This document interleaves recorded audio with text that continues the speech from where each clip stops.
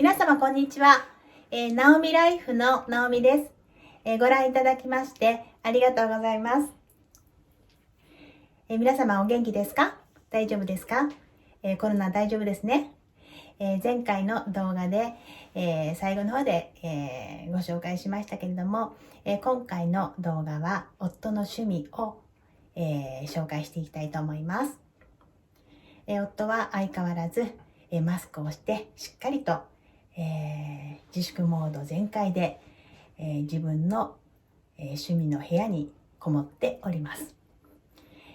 本人は、プライベートスタジオと申しております。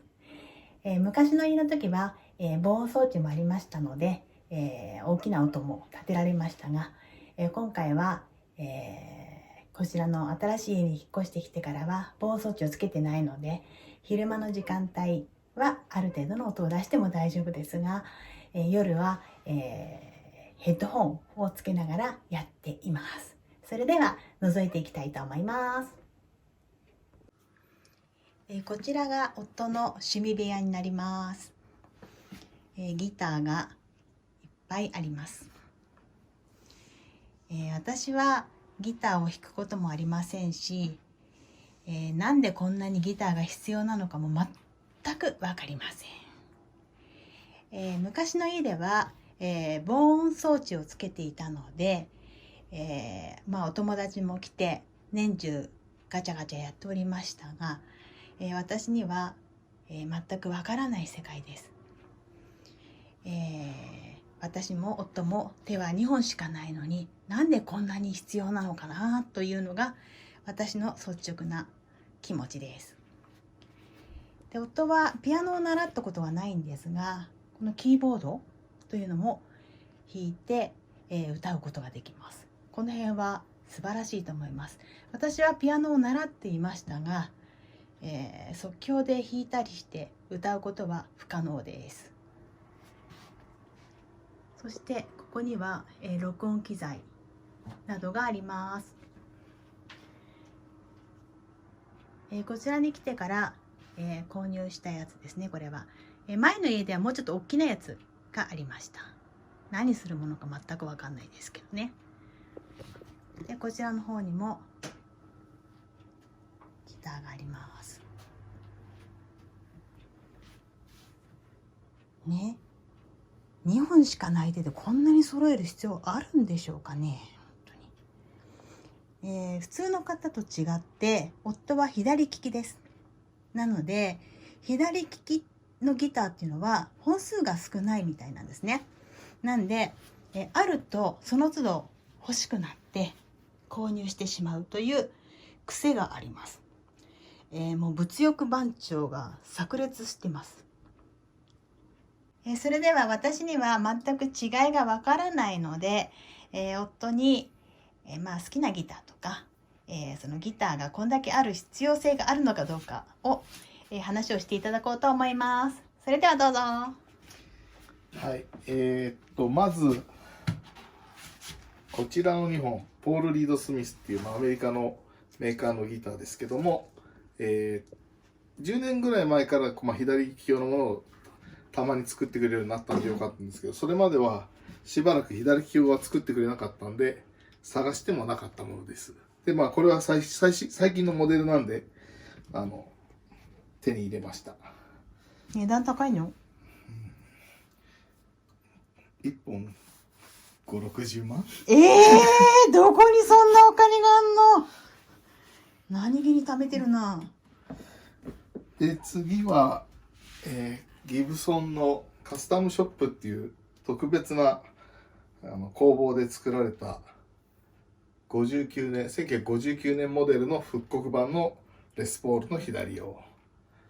これも、これを買ったのが2009年で、59年発売、59年モデルの50周年記念みたいな形で買いました。色はレモンドロップ。すごくいい色です。それがいい色なの？違うの色？違う。なんか似てるような感じがするけど違うんだ。みんな。これも5、60万。どこにそんなお金があったかね。これは、うんカスタムショップではなく、カスタムショップができる前のギブソンのレスポールのリーシュで、なんと前の持ち主がうん。テニスプレーヤーのジョン・マッケンロ嘘。ー、本当。なんでそんなジョン・マッケンローのわかんの？の住所のタグもケースについてそうなた。の？そそれじゃ高いんじゃない？う。でもあいつ別にギタリストじゃないんで、うん。あいつとか言ってるし。高くはないけども、うんまあ前の持ち主がジョン・マッケンローっていう、ちょっと希少なもの。テニスやりながら弾いてたのかな？これは買った時の値段より多分今は結構上がってると思う。買った時はいくらなの？ちょうど40万円。まあでも40万もするんだ。で、これが1975年のレスポールデラックス。これは世界に1本しかない。嘘。この色は世界に1本しかない。これの右利き用が、75年と76年に全部で250本かなんか作られてるうちの1本この色は250本あるんだけど、これの左用は1本しか作られてない。じゃあこれだけなの？そう、世界に1本しかない。じゃあそれ高いんじゃない？これ高い。はっきり言って。これは、言えない。うちに泥棒が入ったら真っ先にこれ持っていかれたらもう俺は死ぬ。本当？これは多分、車が買える。そうなの？ちょっとタグつけといて。私にわかるように。それが一番好きなの？じゃあ。いや別にすごく好きなわけではない。なんで買うのよ、それで。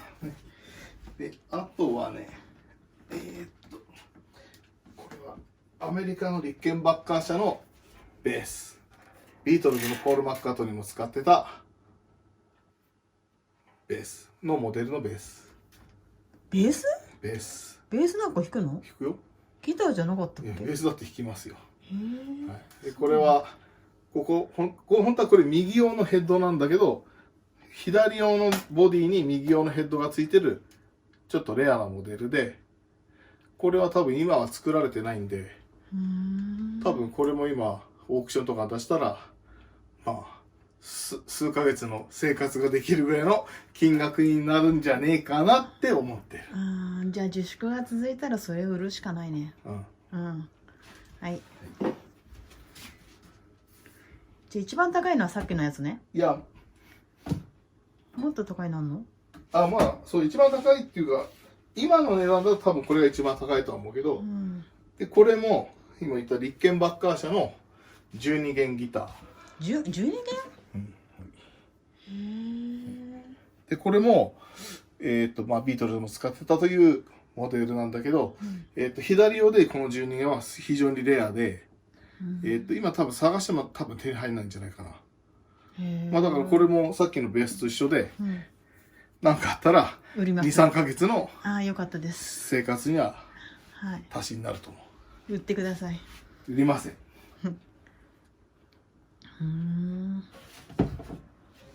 で、これは数年前に話題になったクイーンのギタリストブライアン・メイのモデルの左用。通常右モデルなんだけど、左利き用としてこのサインが入ってるブライアン・メイという。これサインなの？そう、ブライアン・メイのサインが入ってる。印刷じゃなくて？まあ印刷は印刷だけどね。別に俺クイーンのファンでもないんだけど、まあ、たまたま売ってたから買ったんだ。結構いろいろありますね、本当に。で買った時に一番高かったのはこれ。何それ？なんかくっついてるよ。はい。これはダブルネックですね。ギブソンカスタムショップの。いくらだったの？80万ぐらい。そんなに。これは多分でも今売ろうとしたら3、40万しかならないと思う。そうなの？何価格下がる？これは下がると思う。下がるもの買わない方がいいんじゃない？投資じゃないんだから。欲しいから買ってる。そう。で次これはキスのアメリカのハードロックバンドキスのポール・スタンレーモデルの左用。へえ、あれキスってこの間なんか化粧してる人たちのへえのギター担当の人のモデル。これもなかなかレアで、通常右利き用しかないんだけど、ある楽器屋が頼んで作ったみたい。詳しいことはわからない。これは大した値段じゃない。13、4万だったのかな。13、4万で大した値段じゃないってすごい太っ腹なこと言ってるね君。びっくりだよ。これ評価悪くなるよ。みんなマイナス評価でふざけんなってなってるよ多分今。でこれもギブソンカスタムショップのレスポール。2002年のモデルか。さっきから見てるとほとんど似てると思うんだけど、ほとんど形は一緒。何が違うの？音違うの？何が違うの？シリアルナンバーが違う。バカじゃん。これね本当にもう本当に今回ここにあるのが30本ぐらいにはなってるんですけどね、前の家は100本から60本ぐらい処分してもらったんですけど、本当にもう似たようなものばっかりでどれがいいのかは全く分かんないですね。でこちらは、フェンダーカスタムショップのスロットキャスター、エリック・クラプトンモデル。こちらにサインが入っております。どこ？本当だ。これは、これもある楽器屋が依頼して5本ぐらい作ったのかな。そのうちの1本。だからこのカスタムショップのエリック・クラプトンモデル、エリック・クラプトンモデルは右用はたくさんあるんだけども、左用は多分世界に10本ぐらいしかないんじゃないかな。実はそのうち2本は俺が買ってあんのよ。でも1本は売っちゃったの。あ、そうなの？震災の時にこう出しといたらバーンって倒れて傷ついたからあの時本当大変だったよね。もうこうやって並べてあるギターが折り重なっててもう泣く感じだったね、あれの時はね。これも40万ぐらい。でこれが、1980年製のフェンダーのストラトキャスター。これは多分買った時の値段が25万ぐらいで、今せいぜい12、3万にしかならないと。値下がりね。そのうちもしかしたら上がるかもしれないけども、欲しい人がいないと上がんないからね。でもこれは非常にレアな色だし、色わかんない、良さがわからん。やっぱりもしかしたらそのうち値が上がるかもしれない。投資じゃないからね、別にこれが1円だろうが俺は関係ない。本当それは太っ腹で。どうもご苦労様でした。ありがとうございます。こんなもんですかね。あと他にまだケースに入ってるのがちょっとあるけどもそこら辺はいいとして。ありがとうございます。こんな感じでしたね。私には全くどれも同じにしか見えません。さっきのやつがどこに行ったのかももう自分ではもう全くわからない状態です。ここのところキャンピングカーで出かけてばかりいたので、練習をあまりしてなかったということで手が動かないような感じですが、ちょっと、多少でもいいので、弾いてもらおうかなというふうに思います。はい、どうぞ。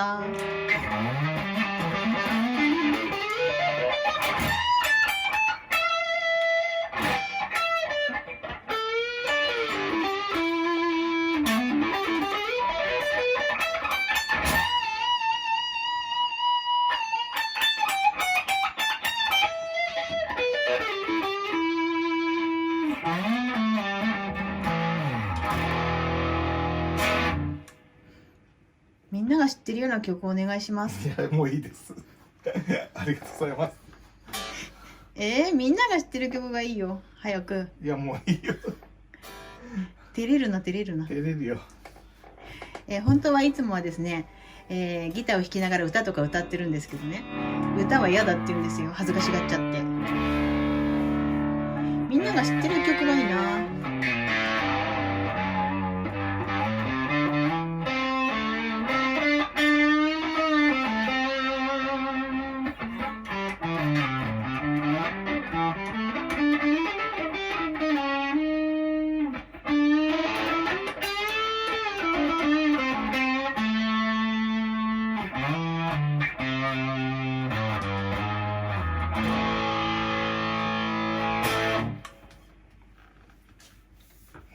最高です。いかがでしたでしょうか。夫の趣味、かなりマニアックな感じでしたよね。